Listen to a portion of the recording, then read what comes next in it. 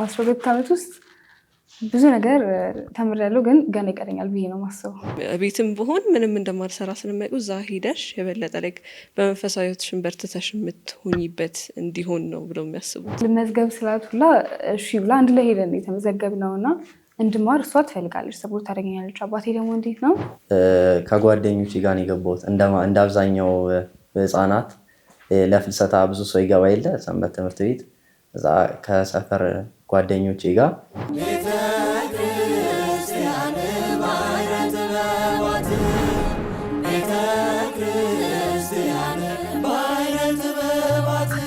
ሰላም ጤና ይስጥልን ክቡራን ተመልካቾቻችን እንደምን ከርማችኋል?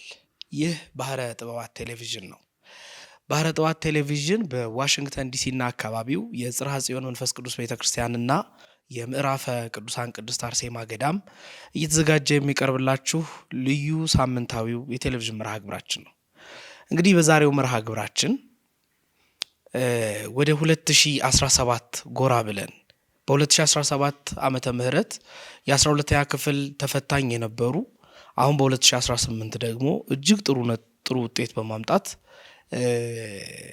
ወደ ዩኒቨርሲቲ የተቀላቀሉ ተማሪዎች ጋር ቆይታ አደርጋለሁ። እነዚህ ተማሪዎች በሰንበት ትምህርት ቤት አስተዳደጋቸው በኦርቶዶክሳዊ ሕይወታቸው እጅግ የተመሰገኑ ናቸው። ከነርሱ ጋር ቆይታ አደርጋለሁ። አሁንም በድጋሚ አብራችሁ እንድትቆዩ ግብዣዬ ነው። መልካም ቆይታ እንዲሆንላችሁ እመኛለሁ።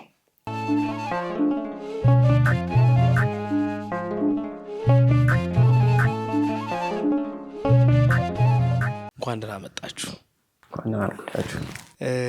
እንግዲህ ዛሬ የተገናኘ ነው በባህረ ጥበባት ስቱዲዮ ውስጥ ነው። ባህረ ጥበባት ቴሌቪዥን እንግዲህ በኢትዮጵያ ኦርቶዶክስ ተዋሕዶ ቤተክርስቲያን ቴሌቪዥን ላይ መርሃ ግብር ያዘጋጃል። እናንተም ደግሞ በኦርቶዶክሳዊ እንደመሆናችሁ መጠን በሰንበት ትምህርት ቤት እንደማደጋችሁ መጠን ከዛም በላይ ደግሞ ጥሩ ውጤት ስላመጣችሁ ዛሬ ተገናኝተናል እና ጥሬን አክብራችሁ ስለመጣችሁልኝ በጣም አመሰግናለሁ። ጊዜ ይስጥልኝ። ራሳችንን ማስተዋወቅ ስላለብን የራሴን ስለገለጽኩኝ ከቀኝ ልጀምርና ወይ ከዲያቆን ብሩክ ልጀምር። ብሩክ እባክህ ራስህን አስተዋውቀን፣ ከዛ በኋላ ደግሞ ስለ ነጥብህም ንገረን፣ እዛ እንቀጥላለን። አመሰግናለሁ። ስሜ ዲያቆን ብሩክ ዘውዱ እባላለሁ። የደብረ ይድራስ ቅዱስ ጊዮርጊስ ቤተክርስቲያን ፍሬ ሃይማኖት ሰንበት ትምህርት ቤት አገልጋይ ነኝ። እንዲሁም ማሮም ክሩዝ ስቴፕስ ትምህርት ቤት ነው ያመጣሁትም ለማትሪክ 554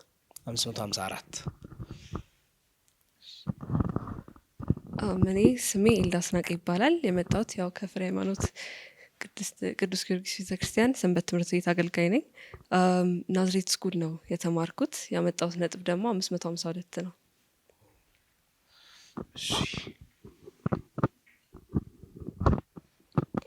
እኔ ሃይማኖት ዮናስ እባላለሁ። የፍሬ ሃይማኖት ሰንበት ትምህርት ቤት አገልጋይ ነኝ። ያመጣሁት 581 ነው። ስሜ መክሊት እንዳለ ይባላል። የመጣሁት ከፍሬ ሃይማኖት ሰንበት ትምህርት ቤት ነው።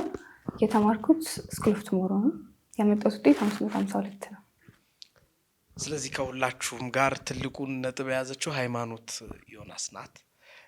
በየደረጃው ይቀጥላል ማለት ነው። ከዛ መክሊት ነው የምትቀጥለው አይደል? 52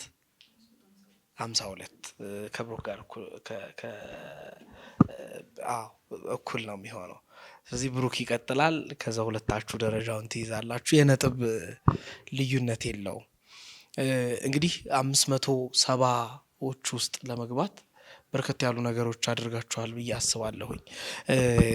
ወደ ጥያቄዎቻችን ንግባና ድርቅ ያለ ጥያቄም እንዳላደርገው እንዴት ነበረ የትምህርት ህይወታችሁ? ከአንደኛ ክፍል ጀምሮ እስከ 12ኛ ክፍል ድረስ የትምህርት ህይወታችሁ ምን ይመስል ነበረ? በቤት ውስጥ ያላችሁ አክቲቪቲ፣ በትምህርት ቤት ያላችሁ እንቅስቃሴ ምን ይመስል ነበረ? ይህንን ቅድሚያ ለሃይማኖት ልስጥ፣ ምክንያቱም እሷ ከበድ ያለውን ይዛ ስለመጣች። እሺ እንግዲህ ያው ስለ ትምህርት ህይወት ስናነሳ ትምህርት ቤት ውስጥም ሆነ በአጠቃላይ ብቻ የትምህርት ዓለም ላይ ስትሆን ከትምህርቱ ከመማርም በዘለለ ያው ከተለያዩ አይነት ሰዎች ጋር የምትገናኝበት ነው፣ ጓደኛ የምናፈራበት እና ያው በእውቀትም በሌሎችም ነገሮችን ራሳችንን እያዳበርን የምንሄድበት ነገር ነውና ያ ደግሞ ቁጭ ብለን ከምንማረው ነገር ባልተናነሰ ያው ህይወት ላይ የትም ቦታ ብንሆን የሚጠቅም ነው። ስለዚህ ያው በትምህርቱም በተለያዩ እንደዚህ ማህበራዊ ሆነውም ነገር ራሳችንን እናዳብርበት ጊዜ ነበር። ስለዚህ ከ1 እስከ 12 ጥሩ ቆይታ ነበር። ያው ሃይማኖት አስቸጋሪ ከምትባይ ልጆች መካከል ነሽ? አይመስለኝም።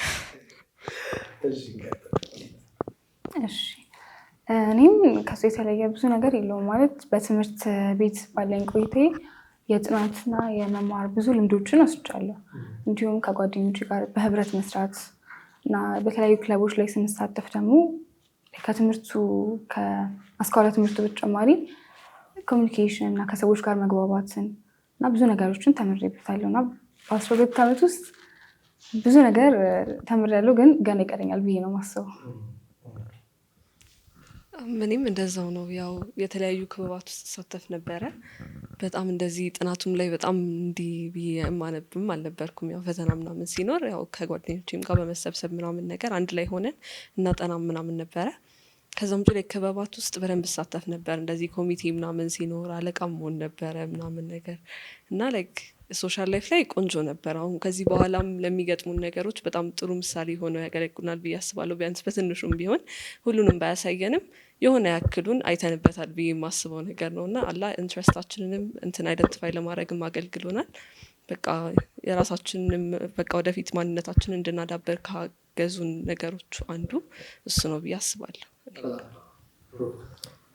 እኔም እንደዚሁ እንትን ከድሮም ጀምሮ እንደዚህ የተሻለ አቅም አክቲቭ ለመሆን እሞክራለሁ። የተለያዩ ውድድሮች ምናምን ኦሎምፒያድ ምናምን ቢመጣም የሆነ ነገር ውስጥ እንደዚህ ተሳትፎ ማድረግ ምናምን መወዳደር፣ በክለብ ዙሪያም ደግሞ እንደዚህ ክለቦች ውስጥ መሳተፍ ምናምን ኢኒሺዬቲቮችን እንትን ብለን አዲስ ነገር መፍጠር ምናምን ላይ ብዙ እንትን እንሞክራለን። ትምህርቱም አሪፍ ነው፣ ግን ከትምህርት ውጭም ደግሞ እንደዚሁ ተጨማሪ ስኪሎች ያስፈልጋሉ እና እነሱም ላይ ፎከስ ለማድረግ እንሞክር ነበረ እና ብዙ በሶሻልም በኩል ከትምህርቱ ጎን ለጎን በደንብ ይሰራን ይመስለኛል ብዬ አስባለሁ።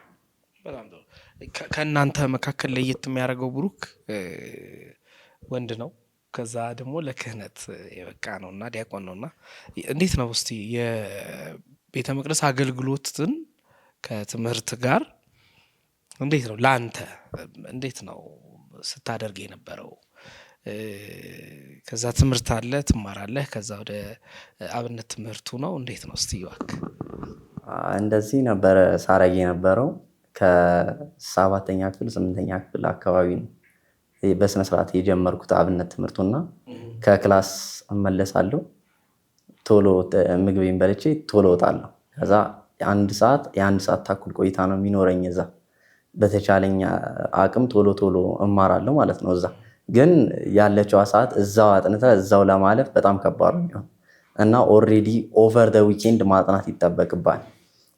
አብዛኛውን ነገር ለሰኞው የምፈተነውን ለማክሰኞው የምፈተነውን ብለህ ቀድመህ ታጠናለህ እንደዚህ።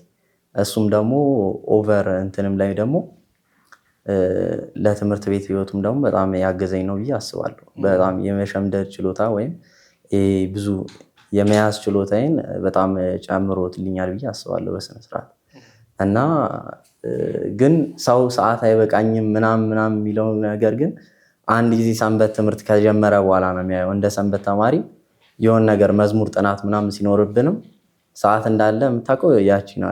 በዛ ሰዓት በቃ ተማሪ ሆነን ከትምህርት 10 ሰዓት ምናምን 10 ተኩል እንገባለን። ከዛ በቃ ምንም ሰዓት ያለን አይመስለንም፣ ይመሻል በቃ። ግን ሰንበት ትምህርት ከጀመርክ በኋላ ግን ስታየው አክቹዋሊ ብዙ ሰዓት አለ። 2 ሰዓት 3 ሰዓት ውስጥ ብዙ ነገር ማድረግ ትችላለና እንደዛ እያረኩ አብቃቅቸዋለሁ ብዬ አስባለሁ። በጣም ጥሩ።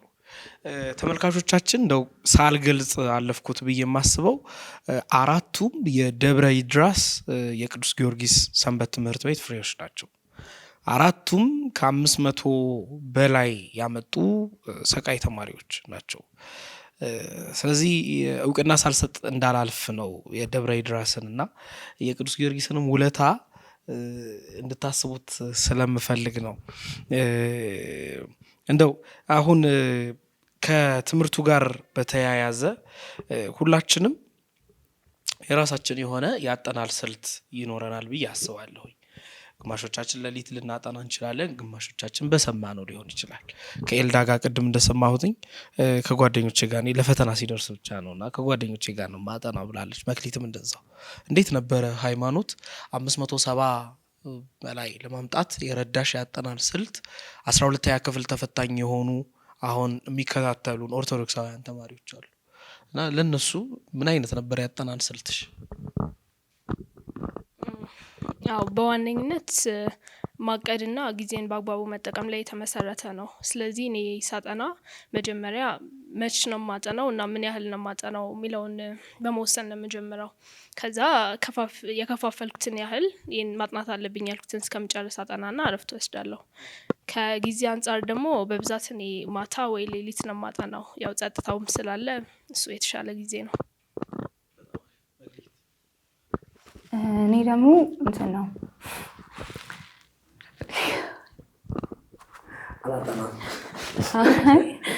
እኔ ጥናቴ የምጀምረው በእንትን ነው፣ ክፍል ውስጥ ነው የምጀምረው።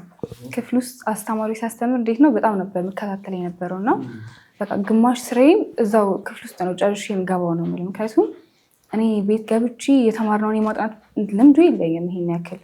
ግን ምንድን ነው የማደርገው እዛው ክፍል ውስጥ እየተማርን አይደለ ስንማር እዛው ኖት ይዛለሁ እና ያሉኝን ጥያቄዎች እንዳለ አስተማሪውን እጠይቃለሁ። ያ ምንድን ነው የሚጠቅመኝ?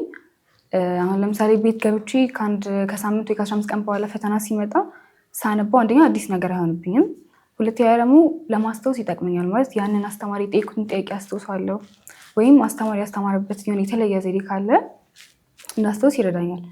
በማጠናበት ጊዜ ደግሞ እኔም ለፈተና ማጠና ሰው ነበርኩኝ። እንደውም ባለፈው ዓመት ነው ትንሽ የማንበብ ልምዱ ትንሽ እየዳበረልኝ የመጣው። ከዛ በፊት እንዴት ነው ዝም ብዬ በትምህርት ቤት በማድረገው ተሳትፎ ብቻ ነበር እንትን ስል የነበረው። ጥሩ ውጤት አመጣለሁ ብዬ አስባለሁ። በዛ ጊዜም ቢሆን ብዙ ባላነብም፣ ግን ፈተና ሲደርስ እንዴት ነው በደንብ አነባለሁ እና እስካሁን ሳደርግ የነበረውም እንደዛ ነው። የፈተና ጊዜ በደንብ አነባለሁ። ከዛ በፊት ግን ክፍል ውስጥ በደንብ ለመሳተፍ ሞክራለሁ። የኔም ስልቴ በአብዛኛው ከመክሊት ጋር ይመሳሰላል። ያው እንደዚህ ለፈተና ምናምን ነበር ማጠናው። በየጊዜው ቤት ገብቼ የማጥናቱ ልምድ አልነበረኝም። ግን አሁን እኔ ሌላ ልጨምር የምፈልገው እንደዚህ የማትሪክ ሰሞን ሳጠና ምን ነበር ያደረኩት ሌላ የተለየ ነገር፣ ያው ራሴ ለማጥናት የሆነ ፕሮግራምድ በጣም የሆነ እንትን የለኝም፣ እስከጆ ምናምን አልነበረኝም። እኔ የሆነ አንድ ነገር አጠናለሁ ብዬ በቃ አንዱ ላይ በጣም ጥያቄ ምናምን ሳነሳ ምናምን ጊዜ ስለሚፈጅብኝ እሱን የሆነ ይሄንን ጨርሳለሁ ብዬ ሳልጨርስ ማድርበት ሁኔታ ነበር ምናምን ነገር እና እሱን እንትን ለማድረግ ላይ ከጓደኞች ጋር የሆነ ስታዲ ግሩፕ ነገር መሰረትን እና በዚህ ቀን ይሄንን ጨርሳለን እንልና ምሳ ሰዓት ምናምን አንድ ላይ የተሰበሰብን ጥያቄ እያሰራን ምናምን ነገር ነበረ። ዋናው እኔ ስተዲ ሴሽኔ ላይ ዋና የሰራሁት ምለው ጥያቄ ሲሰራ ነው። አሁን በቃ መጨረሻ ላይ በተለይ ክላስም ካለቀ በኋላ በቃ ዋና ፎከስ ያደረኩት ጥያቄ መስራትና በቃ ከበደኝ የምላቸውን ቶፒኮች ብቻ መርጬ ነበር ሳጠና የነበረው እንጂ ላይክ እንደ አዲስ ጀምሬ ምናምን የመሸምደድ ብዙ እንትኑ የለኝም። መሸምደድ ምናምን አልችልም ነበረ። ስለዚህ ጥያቄ ላይ የተመሰረተ ነበር የኔ ያጠናን ስልቴ ነበር። እኔ ትንሽ ኦፖዚት ነኝ። ክላስ ውስጥ ደግሞ ከእሷ ይልቅ እኔ ደግሞ ሞስትሊ እንትን አለም እንደዚህ ክላስ በሰማሁት እንትን አለም። ድሮ እንደዛ ነበረ፣ ግን ስፔሻሊ ሃይ ስኩል ከገባሁ በኋላ በቃ በደንብ ማንበብ ይጠበቅብኛል በራሴ ማለት ነው። በአስተማሪ ብቻ እንትን ካለው እንትን አለም እና ሞስትሊ የቤት የምጠቀመው ሜተድ ምንድን ነው? ራይቲንግ ለርነር ነኝ። ማለትም አንድ ገጽ አነብና ወይ 2 ገጽ ወይ ሰብቶፒክም ሊሆን ይችላል። ከዛ ሳመራይዝ አድርጌ ኖት ጽፋለሁ ማለት ነው፣ እኔ እንደገባኝ ማለት ነው።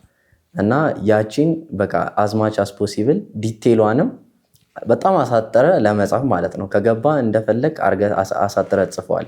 ያ ሜተድ በጣም እንዳስታውሰው በጣም የሚረዳኝ እሱ ነው ብዬ አስባለሁ። ከዛ በኋላ ደግሞ በጣም አንዳንድ ነገር ደግሞ አይገባም። በቃ ምንም እንትን ብትለው የማይገቡ ቶፒኮች አሉ። ወይ ደግሞ ዩቲዩብ ቪዲዮ ደግሞ እያየን እንዳትል በጣም ሰዓት ይገላል። ያ ደግሞ በዩቲዩብ ሙሉ አይዘለቅም። እዛ ምንድነው ማድረግ የነበረው ኤአይ ቻት ጂፒቲ እንጠቀማለሁ።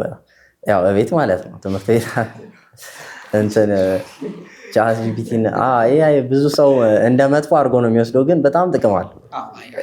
እንደፈለግክ ነው ኮርስ ወርኩን ፒዲኤፉን የኛ ትምህርት ቤት መጽሐፍ ማለት ሶፍት ኮፒውን አፕሎድ ታደርግለታለህ። ከዛ ጥያቄ ስጠኝ ትለዋለህ በዚህ ርዕስ፣ ወይም ደግሞ ርዕሱንም ፋይሉን አፕሎድ ማድረግ ከከበደ ደግሞ እንትኑን ርዕሱን ጽፈውለትና በዚህ ቶፒክ እንደዚህ ክፍል ይሄን ያህል ጥያቄ ብዛት ትለዋለህ። በቃ ዲፊካልቲውንም መምረጥ ትችላለህ፣ እንደፈለግ ጥያቄ ይስጣል። እና በጣም ብዙ ጥያቄ መስራት ነው አንደኛው የነበረው እያስባለሁ። ኤክስትሪም መጽሐፎች ራሱ ኦልሞስት በጣም ብዙ ጥያቄ እነሱ ላይ ሰርቻለሁ እያስባለሁ። እና ጥያቄ መስራት እና ኖት መያዝ ነው ሞስት ኢፌክቲቭ ሜተድ ለእኔ ነበረው እያስባለሁ። ትንሽ ከኔ ጋር ብሩክ ተቀራራቢ ነው። ጥሩ። ይሄ እንግዲህ የእናንተ ያጠናን ስልት ነው። ተማሪዎች ደግሞ ሰው በራሱ ፍላጎት በሚመቸው የጥናት ሙድ ላይ እንዲያጠና ይጋብዛልና ብዙ ጊዜ አብሮ ማጥናት እና ደግሞ የአንድ ሰው ያጠናን ስልት ለአንዱ ሊጠቅመው የመቻል ፕሮባቢሊቲ ይኖረዋል። ወደ ሰንበት ትምህርት ቤት ህይወታችሁ ልምጣ። ምክንያቱም ትምህርት ቤት ላይ የግሬድ ተማሪዎች ናችሁ፣ ጥሩ ፐርፎርማንስ የነበራችሁ ናችሁ፣ ጥሩ አሳልፋችኋል። እና ወደ ሰንበት ትምህርት ቤት ደግሞ ልምጣ። እንዴት ሰንበት ትምህርት ቤት ገባችሁ? የክርስትና ህይወት አለ ደግሞ በራሱ የቻለ የተቀጣ ቁጥብ የሆነ ክርስቶስን የመሰለ ህይወት አለ። እሱን ለማድረግ እንዴት ጆይን አረጋችሁ ሰንበት ትምህርት ቤት? እሺ ያው እኔ ሰንበት ትምህርት ቤት ጆይን የተቀላቀልኩት ከ4 ዓመት በፊት ይመስለኛል። ኮርስ አለ ፍሬ ሃይማኖት ሰንበት ትምህርት ቤት፣ እሱን ለመማር ነበር የጀመርኩት። ከዚያ በዚያው የሰንበት ትምህርት ቤቱ አባል ሆነ ትቀጥላለህ ማለት ነው። እና እንደው አጠቃላይ ስለ ሰንበት ትምህርት ቤት ህይወት ለማለት ያክል በጣም መንፈሳዊ ህይወታችን እንድናዳበር በጣም መሰረታዊ የሆነ ነገር ነው። ከእግዚአብሔር ጋር ያለን ግንኙነት ለማዳበር እና እኛ አሁን ቅዳሜና እሁድ ነው ለምሳሌ የምንማረው እና ያ በራሱ ከቤተክርስቲያን እንዳትርቅ እንዳጠፋ ያደርጋል። እና በጣም ማንኛውም ሰው ቢሆን እንዲማር የሚመከር ነገር ነው ሰንበት ማለት ነው። ልክ ሰንበት ትምህርት ስትገቢ የከበደሽ ነገር አልነበረ? አይ ያን ያህል አልነበረ። ምክንያቱም እንዳሁኑም ከትምህርትም አንጻር ስታየው እንዳሁኑ ጫና የበዛበት ጊዜ አልነበረም። ገና ሃይስኩል እየጀመርኩኝ አካባቢ ነበረ። ስለዚህ ያው መጀመሪያ አካባቢ ጎን ለጎን ለማስኬድ አልከበደኝም። ከዚያ በኋላ ግን ያው ቅድም ዲያቆን እንዳለው ጊዜህን በራስ በቃ ማመቻቸት ትጀምራለህ። ያለህን ጊዜ ምንድነው ማድረግ ያለብኝ እና እንዴት ላስኬደው እችላለሁ የሚለውን በዛው አድጀስት ያደርግ ስለምትሄድ ብዙ አልተቸገርኩኝ። እኔም ከእሷ ጋር ይቀራረባል። ከ4 ዓመት በፊት አካባቢ ነው ሃይስኩል እንደጀመርኩኝ ሰንበት ትምህርት ቤት የተቀላቀልኩት እና አጋጣሚ እንዴት ነው ኮርስ ነው እኔ የሚገባሁት ማለት ነው። ከቀዳማዊ እስከ አራባዊ የሚሰጥ ኮርስ አለ ፍሬ ሃይማኖት እና እሱ ኮርስ ውስጥ ከገባን በኋላ እሷ እንዳለችው ቅዳሜና እሁድ ነው ክላሱ እና እሱ አንድ ጥቅሙ ምንድነው ከቤተክርስቲያን እንዳንርቅ ያደርገናል። እሷ እንዳለችው እና ደግሞ መሀል ላይ አሁን ለምሳሌ በትምህርት ዙሪያ ወይ የሆነ ጭንቀት ምናምን ሊመጣ ይችላል ማለት በትምህርት ብቻ ራሳችን እንዳንገድብ እኔ በሱ ረድቶኛል ብዬ አስባለሁ። ቤተክርስቲያን መተን የቤተክርስቲያንን እውቀት እንድንቀስም ስለ ሃይማኖታችን በደንብ እንድናውቅና በመንፈሳዊ ህይወቴም እንድበረታ ያደረገኝ በዛ የተማርኩት ኮርስ ነው እና የሰንበት ህይወቴ ይህንን ይመስላል በአጠቃላይ። እኔም እንደዛው ነው። አሁን ይሄኛው 4ኛ ዓመቴ ነው እንትን ያልኩት ከተቀላቀልኩኝ ሰንበት ትምህርት ቤቱን። ቀዳማይ ከጀመርኩ በኋላ እኔም 9ኛ ክፍል የምገባ ክረምት ነገር ነበር የጀመርኩት።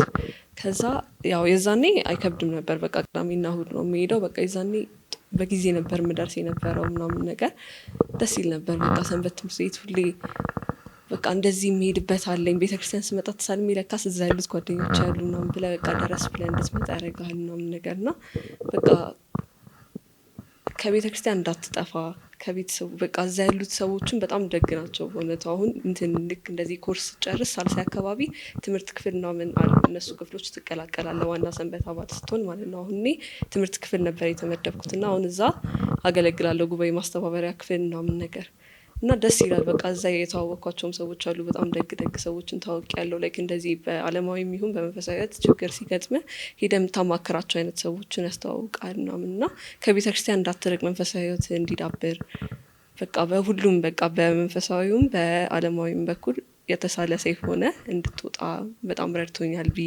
አስባለሁ። ይሄ ሰንበት ትምህርት ቤት እኔ ትንሽ ቀደም ብዬ ነው የገባሁት መሰለኝ። ወደ 6ኛ ክፍል ምናምን እያለሁ ይሆናል 7 ዓመት ይሆናል ከገባሁ። ከጓደኞቼ ጋር ነው የገባሁት። እንደ አብዛኛው ህፃናት ለፍልሰታ ብዙ ሰው ይገባ የለ ሰንበት ትምህርት ቤት። እዛ ከሰፈር ጓደኞቼ ጋር ግቡ ተብለን በቃ እንግዲህ ደብተራችንን ይዘን ሄደን በዛው ገባን። በዛው ቀጥለን ነው እስካሁን ያለንበት ደረጃ የደረስነው ማለት ነው። በእንትን ውስጥ አገልግሎት ውስጥ ምናምን በጣም በተቻለ መጠን አክቲቭ ለመሆን እሞክራለሁ። እንደ ኮርስ ተማሪም ቀደም ብዬ ስለተማርኩኝም ታናናሾቼን አስተምራለሁ። እዛ ግዕዝ ምናምን አስተምራለሁ። ወረብ ላይ ምናምን ማገልገል፣ መዝሙራት ላይ ማገልገል ነው። እንግዲህ ብዙ ነገር ረድቶናል። ያው እንዳሉት እነሱም ቤተክርስቲያን ውስጥ እንድትቆይ እንዳትወጣ፣ ከቤተክርስቲያን እንዳትለይ፣ ወደ ሌላ በቃ ሰንበት ተማሪ ነበርኩ ምናምን የሚለውን ነገር ለማስቀረት በጣም ብዙ ነገር ይሰራልና የቤተክርስቲያን ህይወታችን እንዲዳብር በጣም ብዙ ነገር አድርጓል ብዬ አስባለሁ። ቀደም ብለህ እንደገባ ሰው ወላጆች እንዴት ነበረ ትሪት የሚያደርጉ? ብዙ ጊዜ ወላጆቻችን ወደ ሰንበት ትምህርት ቤት ለመሄድ ስንነሳ አሁን ላይ ፈቃደኞች የማይሆኑ አሉ፣ ደግሞ ደስተኛ ሆነው ደግሞ የሚልኩ አሉ። እንዴት ነበር ያንተ ወላጆች? እኔ ወላጆች ምንም እንትን ያሉ አይመስለኝም፣ ቅር ያላቸው አይመስለኝም። እንደውም ደስተኛ የሆኑ ይመስለኛል። ምክንያቱም አብዛኛው ወላጅ የሚጨነቀው ምንድነው ሰንበት ትምህርት ቤት ልጄ ከገባ ውጤቱ ይቀንሳል። ምንድነው ይሄ በጣም የልጁና የወላጁ እንትን ላይ ዲፔንድ ያደርጋል ወይም ተጽዕኖ ይወስናል። ልጁም በቃ ምንም ጥቅም ከሌለው በቃ ዝም ብሎ እየመጣ መሄድ ከሆነ ወይም በቃ ስለ ትምህርቱ ግድ የሌለው ከሆነ ውጤቱ እየቀነሰ ነው የሚሄደው። ያንን እንደ ጊዜ ማጥፊያ ወይም እንደ መደበሪያ አድርጎ ስለሚወስደው ማለት ነው። እዛ ወላጅም ደግሞ ከቤት ክትትል እያደረገ ልጁ ውጤት እንዳይቀንስ ማስጠናት፣ ማስረዳት ምናምን የሚጠበቅበትን ነገር ካረገ ሰንበት ትምህርት ቤት በመንፈሳዊም አይደለም በዓለማዊ ትምህርቱ በደንብ የሚያግዘው ነገር ነው። ከእግዚአብሔር ጋር ይቀራረባል። ጥሩ መንፈሳዊ ሲኖረው ደግሞ እግዚአብሔር ደግሞ ትምህርቱን ይገልጽለታል ማለት ነው። እንግዲህ እናንተን አይተው ብዙ ወላጆች በተለይ ሰንበት ትምህርት ቤት የሰነፍ ማውጫ እንዳይደለ ጎበዝ ተማሪዎች በጣም በብዛት እንዳሉበት እናንተን ለአይከነት እንዳመጣናችሁ እንዲረዱ እፈልጋለሁና ለዛም ነው የቤተሰብ ድጋፍ እንዴት ነው ብዬ የምጠይቃችሁና እንዴት ነበረ ኤልዳ?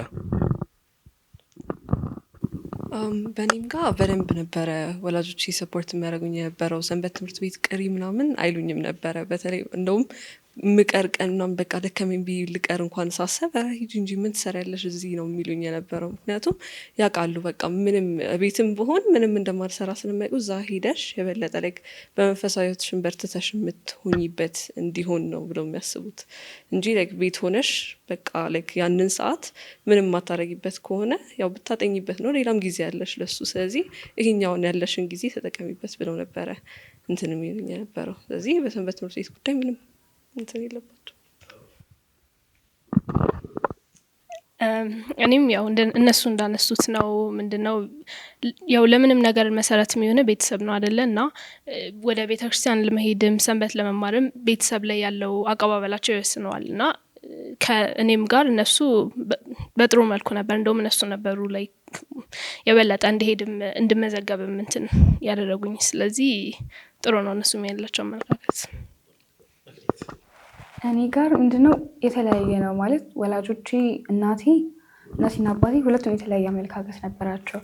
እናቴ ምንድነው በሰንበት ውስጥ አልፋ ስለነበር እሷ እንድገባት ከዋፋኝ ነበር ማለት ልመዝገብ ስላት ሁላ እሺ ብላ አንድ ላይ ሄደን የተመዘገብነው እና እንድማር እሷ ትፈልጋለች፣ ሰፖርት ታደርገኛለች። አባቴ ደግሞ እንዴት ነው ትምህርት ላይ ፎከስ እንዳደርግ የሚል አይነት ወላጅ ነው እና ያንን ጠልቶት ሳይሆን ሰንበት ትምህርት ቤቱ ጠልቶት ሳይሆን ግን ጊዜሽን ይወስድብሻል ለጥናት የሆነ የሚሆንሽን ሰዓት ይቀንስብሻል ብሎ ነበር የሚያስብ የነበረው። ግን በጊዜ ሂደት ማመጣ ውጤትም ሳይቀንስ እዛ ሰንበት ከገባው በኋላ ውጤቴ አልቀነሰም እና ያንን ሲመለከትም ከሱ በኋላ ሰፖርት ማድረግ ጀመረ ነው። ሁለቱም ሰፖርት ያደርገኛል። አንድ ጥያቄ ልጠይቃችሁ። ምናልባት በውጤታችሁ የደከማችሁበት ጊዜ ከነበረ ወላጅ በቃ ያንገራገረበት ጊዜ ይኸው ለዚህ ነበረ እኔ ፈርቼ ነው ምናምን ያለበት ጊዜ ነበረ? እንደው አለ የምታስታውሱት? የለም። ስለዚህ በውጤታችሁ ምንም ደክማችሁ አታውቁ? ምንም የለም። እያንገራገርኩ የለም። እንዲህ በጣም የወረደ የለ የሚባል ነገር የለም። ግን ያዘናችሁበት? በጣም ጥሩ። ይሄንን ለምንድን ነው አንዳንድ ወላጅ በቃ ለእንደዚህ ነው ይሄው ፈርቼ ነበር ምናምን ብሎ እንትን ይላል። ሰንበት ትምህርት ቤት ባትገቡ ኖሮ፣ ወደ ቤተ ክርስቲያን ባትመጡ ኖሮ ምን አይነት ሰው እሆናለሁ ብላችሁ ታስቡ ነበረ? አሁን ላይ ያላችሁበት ብሩክ ንገረኝ አንተ። እንጃ እኔ ኮምፕሊትሊ ዲፍረንት ብዬ ማስበው ወደ ቤተክርስቲያን ባልመጣ ኖሮ ኮምፕሊትሊ ድቁና ምናምን አይኖርም። ኮምፕሊትሊ ወቃ ወደ ዓለም ይዞርኩ ብዬ አስብ ነበረ። ሜቢ እንደዛ መሆን ይመስለኝ ነበረ። ሜቢ ዓለማዊ ትምህርቴም ስቲል ውጤቴ ትንሽ አራውንድ ሴም ሊሆን ይችል ነበረ። ግን እንደ ማንነት ፐርሰናሊቲ የምታስበው ደግነት፣ መጥፎነት እንደዚሁም ደግሞ በቃ ሰዎችን እንዴት የምታይበት አይን ምናምን ከፈጣሪ ጋር ያለ ቀረቤታ ወይ አቀራረብ ሙሉ ለሙሉ የሚለወጥ ይመስለኛል።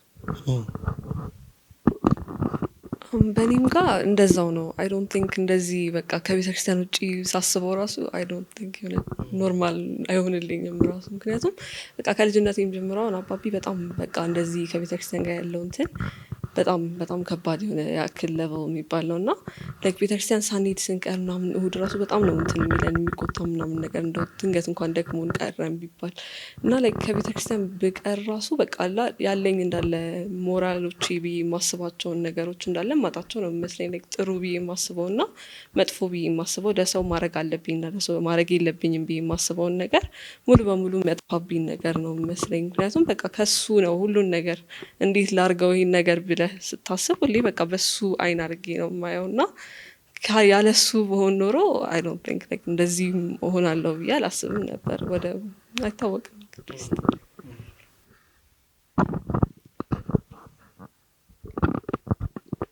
አዎ ያው እነሱ እንዳነሱት ነው። ምንድነው መንፈሳዊ ህይወት ላይ በጣም ድክመት ይኖርብኝ ነበር ብዬ አስባለሁ እና ሙሉ በሙሉ እንዳሉት ወደ ዓለማዊ ነገር የምናዘነብል ይመስለኛል። በጣም አሁን ቤተክርስቲያን መሄድ ሰንበትን መማር በራሱ መንፈሳዊ ህይወትን እኩል ማስኬድ እንድትችል ነው በዚህ መልኩና በጣም ወደ ዓለማዊ ነገር አዘነብል ነበር ብዬ ይመስለኛል። ከነሱ የተለየ ብዙ ሀሳብ የለኝም። ግን ባልገባ ኖሮ ብዬ ማስበው አንደኛ በመንፈሳዊ ህይወቴ ይህን ያክል እውቀት አይኖረኝም። ማለት ሃይማኖቴን እከተለዋለሁ እንጂ አውቀዋለሁ ወይም አምነዋለሁ ምን አይነት ሰው መሆን አይመስለኝም። ምክንያቱም ከዛ በፊት ይህን ያክል እውቀት የምናገኝበት ጊዜ አልነበረም። ሰንበት ገብተን ነው ብዙ እውቀት እኔ አሁን ያገኘሁት እና ከዛ ብርቅ አሁን አንደኛ ወደ ዓለማዊ ህይወቴ በጣም አዘነብላለሁ። ያ ደግሞ ለሱ ለትምህርቴም ለሌላ ነገር ያለኝን ብርታት ያሰጠኛል ብዬ አስባለሁ። ምክንያቱም ብርታት የሚሆነኝ አንድን ቤተክርስቲያን መጥቼ የመማረው ትምህርት ነው። ስለ ቤተክርስቲያን ታሪክ፣ ስለ ብዙ ነገር ያስተምርሃል እና ቅዳሜና እሑድ መመላለሱ ብቻ ሳይሆን ከሰኞ እስከ ዓርብ የሚሰጠን አሳይመንት ይኖራል እና ከሰኞ እስከ ዓርብም ያንን እንዳስብ ያደርጋል በመንፈሳዊ ህይወት ዙሪያ ማለት ነው እና በሱም በጣም ይረዳኛል። ባልሆን ኖሮ ግን እንጃ ለማሳይ ከብዳል። የተለየ ዓለማዊ ህይወት ላይ ብቻ ብታተኩር መክሊት ትሆናለህ ብዬ በማሰብ በዚሁ መክሊት በጣም የምትወጂው የአገልግሎት ዘርፍ ምንድን ነው? ኪነጥበብ ላይ በደንብ ትሳተፊያለሽ? ድራማ በመስራት በአብዛኛው ወደ ስነ ጽሁፍና ግጥም አደላለሁ። ይህን ያክል ሌሎቹ ላይም ነኝ አክቹዋሊ፣ ግን ወደ ኪነ ጥበብ እና በሱ ላይ የሚተላለፈው መልእክት እኔ በጣም ይማርከኛል። በተለይ ግጥም ላይ የቅዱሳን ተጋድሎ የሚያነሳ የክርስቶስን ፍቅር ለእኛ ደግሞ መንፈሳዊ ህይወታችን ላይ የሚያበረታን እነዚህ የሚያስተላልፉ ስነ ጽሁፎችና ግጥሞች ማቅረብ ደስ ይለኛል እና እንትን ላይም በሱ ጋር ተያይዞም ያው ግጥም ሲነሳ የመዝሙር ግጥምም ይነሳል እና በሱ ላይም ዝማሬም አንድ የምወደው እንትን ነው የአገልግሎት ዘርፍ ነው። በጣም ጥሩ ሃይማኖት። እኔ ደግሞ መዝሙር ነው ወደው በተለይ የህብረት ዝማሬ ምናምን ሲኖር እሱ የበለጠ ደስ የሚለኝ እሱ ነው። ብሩክ ያንተ አገልግሎት ምንድን ነው? እንደ ሰንበት ትምህርት ቤት ተማሪ እንትን ነው የመዝሙር ክፍል ወረብ በጣም ደስ ይለኛል እና የመቅደስ ውስጥ አገልግሎት ደግሞ ማህሌት በጣም ከመወዳቸው ነገሮች ውስጥ እነሱ ነው። እኔ ደግሞ የአገልግሎት ዘርፍ አንደኛ በጣም የምወደው እንደዚህ መዝሙር በጣም ነው መስማት በጣም የምወደው። ያው አሉ በጣም ደስ የሚል እንትን ድምጽ ያላቸው ሰዎች ደብር እና እነሱም ሲዘምሩ እየሰማሁ ደስ ይለኛል። መዝሙርም መዘመር ያው ሞክራለሁ እንጂ ያው እሳተፋለሁ ተሳተፉ ከተባለ ግን ያው በቃ ማዳመጡን ነው የበለጠ ማዘንብለው በደንብ ነው። እንግዲህ አሁን ስለ አገልግሎት ሲወራ አገልግሎቶች በጣም ይይዙናል። አታሽድ ስንሆን ቤተክርስቲያን አገልግሎት ላይ በጣም ፍቅሩ ይጸናና ጽንት ብለን እዛው እንጣበቃለን እና ብዙ ጊዜ ወላጆች ከዛም አንፃር ይመስለኛል ልጆቻችን ይደክሙብናል ምናምን ብለው የሚያስቡትና ከዚህ በኋላ በምን እንጠብቃችሁ? ምን ላይ ነው ጆይን ማድረግ የምትፈልጉት? ዩኒቨርሲቲ ስለገባችሁ አገልግሎት ይቆማል ማለት ነው ወይ? ምንድነው ሀሳባችሁ? ዩኒቨርሲቲ ስትገቡ ልትማሩ ያሰባችሁት ወደፊት ልታገለግሉበት ያሰባችሁት ቤተክርስቲያናችሁን በምን ልትጠቅሙ አስባችኋል?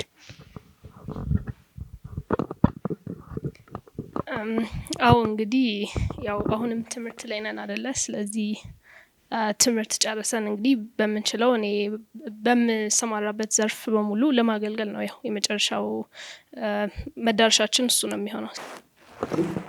አሁን ዩኒቨርሲቲ ገባለሁ ማለት አገልግሎቴን አቆማለሁ ማለት አይደለም። ያው እሱን መቼም የማልደራደርበት ነው አላደርገውም ነገር ነው። ሁለተኛ ደግሞ በሚመጡት 4 እና 5 ዓመታት ያው በመረጥኩት የትምህርት ዘርፍ ተሰማርቼ ያው ከሱ በኋላ ጥሩ ተጽዕኖ የመፍጠር ሀሳብ አለኝ። ያው እንደ ሀሳብና እንደ ዓላማ ይያዝልኝ እና ከሱ በኋላም ሀገሬን የማገልገል ከሀገሬን በተጨማሪ ደግሞ በሰንበት ትምህርት ቤቱ በምችለው በተቻለኝ አቅም የማገልገል ሀሳብ አለኝ። ምንድነው የምታደርጊው ትምህርት? አርክቴክቸር ነው። እሺ እኔም ያው አገልግሎት የማቆም ሀሳብ የለኝም። አሁን ያው ቅዳሜና ወዲያው ዶርምም ከያዝን እንደዚህ የተመላለስንም ቢሆን እንደዚህ አሁን ኮርስ ክፍልም አለ እኛ ጋር እንትን ጉባኤም ማስተባበሪያ አለ። በቃ እዛ የቻልኩትን ያክል አግዛለሁ ብዬ አስባለሁ። ግቢ ጉባኤ ደግሞ ያው ግድ ነው። እዛም ገብተን ያለ በቃ በተቻለን ዘርፍ በምናውቀው እየተሳተፍንም ሆነ አስተባብርም ከተባለ ያስተባበርን ለማገዝ በጣም ዝግጁ ነኝ። ከዛ ውጪ ደግሞ ያው እኔ ልማር ያሰብኩት አርኪቴክቸር ነው። ያው ከመክሊት ጋር እስቲ አንድ ላይ ነው የምንሆነው ማለት ነው። እና ያው በቃ በሱ ፊልድ ተሰማርቼ በቃ ወደፊት ጥሩ ቦታ ላይ ደርሼ ቤተክርስቲያኔንም ቤተሰቤንም ሀገራችንንም በቃ በተቻለ መጠን ጥሩ ደረጃ ላይ ለማድረስ ነው ማስበው እንደ እግዚአብሔር ፈቃድ። እኔም እንደዚሁ ዶርም አሁን ስላለን እዚሁ ከዶርም ብዙ ዩኒቨርሲቲ ውስጥ ፍሪ ታይም ስለሚኖረን በደንብ የመማር እንትን ይኖረኛል ብዬ አስባለሁ። በደንብ መማር እችላለሁ ብዬ አስባለሁ። አብነቱን ፈርዘር በደንብ ገፍቼ የተሻለ ደረጃ በደንብ እንደመማር ተስፋ አደርጋለሁ ብዬ አስባለሁ። ዩኒቨርሲቲም ደግሞ ልማር ያሰብኩት ኮምፒውተር ሳይንስ ነው። እንደዛ ብዬ አስባለሁ። ስለዚህ የመጨረሻ የማደርገው ማመስገን የምትፈልጉትን ሰዎች እስከ 12ኛ ክፍል ድረስ እንድትማሩ ቤተክርስቲያን እንድታገለግሉ ያገዟችሁ የደገፏችሁ በሀሳብም በገንዘብም በሁሉም ነገር ከጎናችሁ የነበሩ ካሉ እርሱን እድል ልስጣችሁ። እሺ ያው ሁሉም ነገር የሚሆነው እግዚአብሔር ሲፈቅድ ነውና በመጀመሪያ በጣም እግዚአብሔርን ማመስገን ፈልጋለሁ። ከዚያ ሲቀጥል ያው ወላጆቼ፣ ቤተሰብ እንዲሁም ፍሬ ሃይማኖት ሰንበት ትምህርት ቤት ያው ሁሉንም በየደረጃው ማመስገን ፈልጋለሁ። እኔም ያው በቅድሚያ ከዚህ ላደረሰኝ እግዚአብሔርን ማመስገን ፈልጋለሁ። ከሱ በቀጥሎ ደግሞ በብዙ ነገር የረዱኝ ወላጆቼን፣ ቤተሰቦቼን እና እውቀታቸውን ሳይሳስቱ ላካፈሉኝ አስተማሪዎቼ እንዲሁም ለፍሬ ሃይማኖት ሰንበት ትምህርት ቤት መምህራን እና አገልጋዮች በጣም ከልብ የመነጨ ምስጋና ማቅረብ ፈልጋለሁ። ከልጅነት መጀመሪያ ቅድሚያ ምስጋና ለእግዚአብሔር ነው። ቀጥሎም ለአስተማሪዎች፣ ለወላጆቼ እንዲሁም እዚህ ቦታ እንድደርስ ሁሉ ተጽዕኖ ላሳደሩ እና ላገዙኝ ሁሉ ምስጋና ማመስገን እፈልጋለሁ። እኔም በመጀመሪያ ያው እግዚአብሔር ይመስገን ይህ ሁሉ ያው ያለሱ ፍቃድ ቸርነት አይሆንም ነበርና መጀመሪያ እሱ እግዚአብሔር ይመስገን። ሁለተኛ ደግሞ ያው ምንም በቃ እንደው ላይክ በወድቅ ራሱ ለመውደቅ ምክንያት እንኳን መሆን የሚያስችል ላይክ ይህን እንኳን አላደረጋችሁልኝም ብዬ ማመልከት እንኳን የማልችልበት ደረጃ ድረስ ያው አስተማሪዎቼ፣ ወላጆቼ፣ ሁሉም በቃ ዘመድ አዝማዶቼ፣ አክስት አጎቶቼ ሳይቀሩ በጣም ደግፈውኛል እና እነሱን በመቀጠል በጣም ማመስገን እፈልጋለሁ። ከዛ ውጭ ደግሞ የፍሬ ሃይማኖት ሰንበት ትምህርት ቤት ያገኟቸው አገልጋዮች እንዳለ ሰንበት ትምህርት ቤት ራሷ በቃ በጣም እንደ ቤት ሆነን በቃ እዛ ያሉት ሰዎችን አገልጋዮቹን እንደ ወንድም እህት ተያይተን በቃ አንድ ላይ ሆነ እርስ በርስ ሰፖርት የተደራረግን ነበርና እነሱንም ጓደኞቼንም በጣም አንድ ላይ ስናጠና የነበረውን በቃ አንዳችን ስንደክም በርቺ በርቱ እየተባባልን ስንተጋገዝ የነበር ነው እንዳለ በጣም ማመስገን እፈልጋለሁ። አንድ ጥያቄ ሳልጠይቃችሁ አልሂድ። ምናልባት የሚቀጥለው ዓመት ተፈታኞች አሉና እነሱ የእናንተን ማለፍ ብርታት አድርገው ተስፋ ደግሞ ካሆኑ ደግሞ ብዙዎች ያው እንደምናውቀው በዚህ 12 ላይ ብዙዎች ወድቀዋል። ለሪሚዲያልም የገቡ አሉ፣ ነጥብ የማይሆን መጣላቸው አሉ እና ቀድመው ፈርተውት ተስፋ ቆርጠው ቤታቸው የቀሩ ወይንም ልባቸውን አሞታቸውን አፍሰውት ዝም ብለው ትምህርት ቤት ደርሰው የሚመጡ ልጆች አሉ እና እነሱን እባካችሁ እንዲሆነ ነገር በሏቸው እስቲ። እሺ ያው እንግዲህ እኛም ስንጀምር እንዲህ እናመጣለን ብለን አይደለም። ያው የተወሰነ ያህል ቀድሞም የነበረ እንትን ቢኖር ግን እንግዲህ ሰው በቻለው መሞከር ነው። ከዛ በላይ ማድረግ የሚችለው ነገር የለም። ስለዚህ እኛ ወደ ኋላ ሳንል በቻሉት ያክል ቢሞክሩ ከዛ በላይ እንግዲህ በጸሎት ይሆናል። እኔ የምላቸው ምንድነው አሁን ማትሪክ ለሚፈተኑት ማለት ነው ለእነሱ የሚያጠኑት የ4 ዓመት ትምህርት እንደመሆኑ መጠን በአንድ ጊዜ ጨርሳለሁ የሚል አስተሳሰብ ጭራሽ ከአእምሯቸው እንዲያጠፉ ነው። ምክንያቱም በሚያነቡበት ጊዜ የሚረሱት ነገር ይኖራል። ሁሉንም ደግሞ እያንዳንዱን ነገር ለአንብብ ቢሉ አይችሉም ይሄን ያክል ማለት ነው እና ለፈተናው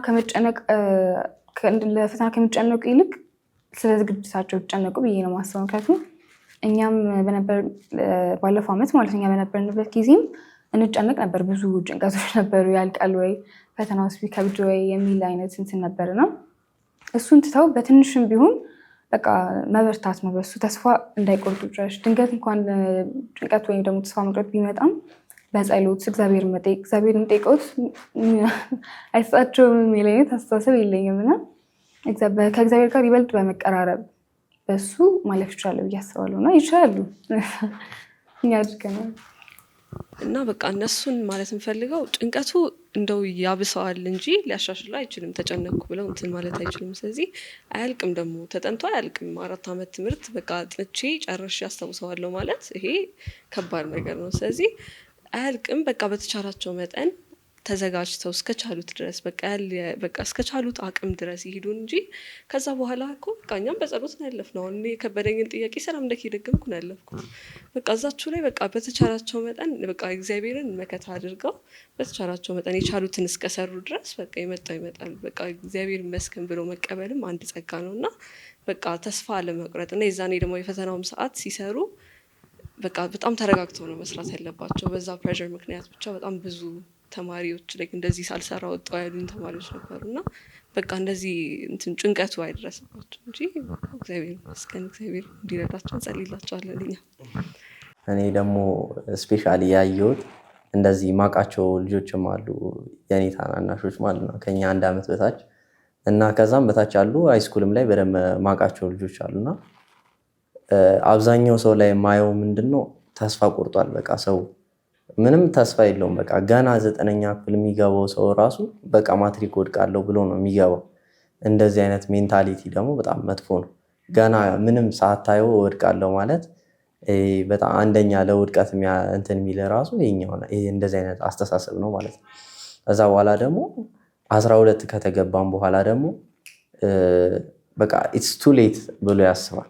ግን 11ኛ ክፍል ክረምት 12ኛ ክፍል አሁን በዚህ ሰዓት የምትጀምሩ ስቲል የሚያልቅ ነገር ግን አሁን ምንድነው ከእንደ አዲስ ወይም በቃ ክሊን የሚጀምር ሰው ፐርፌክሽኒስት የሚባል ነገር አለ። የአብዛኛው ሰው ችግሩ እዛ ጋር ነው። በቃ ሲያጠና በቃ ምንም ማያውቅ ሆኖ ልክ ሲያጠና በቃ የሚደፍን ይመስለዋል። ግን እንደዛ አይመጣም ጭራሽ። አንዴ ደግሞ እንደዛ ካልመጣ ደግሞ ዲስካሬጅድ ይሆናል። ከዛ ወደ ድሮ እንትኑ ይመለሳል።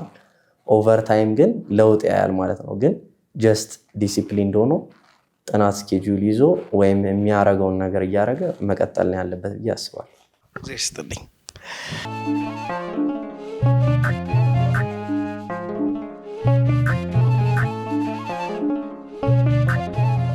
ክቡራን ተመልካቾቻችን ስትከታተሉት የነበረው ባህረ ጥበባት ቴሌቪዥንን ነበር። ባህረ ጥበባት ቴሌቪዥን በዋሽንግተን ዲሲና አካባቢው የጽርሐ ጽዮን መንፈስ ቅዱስ ቤተክርስቲያንና የምዕራፈ ቅዱሳን ቅድስት አርሴማ ገዳም እየተዘጋጀ የሚቀርብላችሁ ሳምንታዊው ልዩ መርሃ ግብራችን ነው። እንግዲህ በዛሬው መርሃ ግብራችን ከደብረ ይድራስ ከቅዱስ ጊዮርጊስ ሰንበት ትምህርት ቤት መጥተው በተለይ በኢትዮጵያ በነበረው በ2017 ዓመተ ምህረት የ12ኛ ክፍል ፈተናን ከ570 እና ከዛ በታች ያመጡ ልጆች ተማሪዎች ጋር ነበር ቆይታ ያደረኩት። በእርግጠኝነት ቆይታችን እንደወደዳችሁት ተስፋ አደርጋለሁኝ። ብዙዎቻችን ስንቅ ሰንቀንበታል። ኦርቶዶክሳዊ ተማሪ የሆንን ተስፋ እንደምናደርግበት አውቀናል። ከዚያም በላይ ደግሞ ሰንበት ትምህርት ቤቶች ወላዲ አእላፍ መሆናቸውን የብዙዎች መወለጃ የብዙዎች የጠቢባን የሊቃውንት መፍለቂያ መሆናቸውን መረጃና ማስረጃ ይሆናሉ ብዬ አስባለሁኝ። እነዚህ ልጆች በተለያዩ የሙያ ሴክተሮች ከዚህ በኋላ እንደምናገኛቸው አምናለሁኝ። መርሃ ግብራችንን ስለተከታተላችሁኝ ከልብ እያመሰገንኩኝ መርሃ ግብሩን በማቅረብና በማሰናዳት ወደ እናንተ ሳደርስ የነበርኩት እኔ ዶክተር ቴዎድሮስ ለገሰ ነበርኩኝ። ከቀሪው የኢትዮጵያ ኦርቶዶክስ ተዋሕዶ ቤተክርስቲያን ቴሌቪዥን መርሃ ግብራት ጋር አብራችሁ እንድትቆዩ ግብዣዬ ነው። መልካም ቀን ይሁንላችሁ።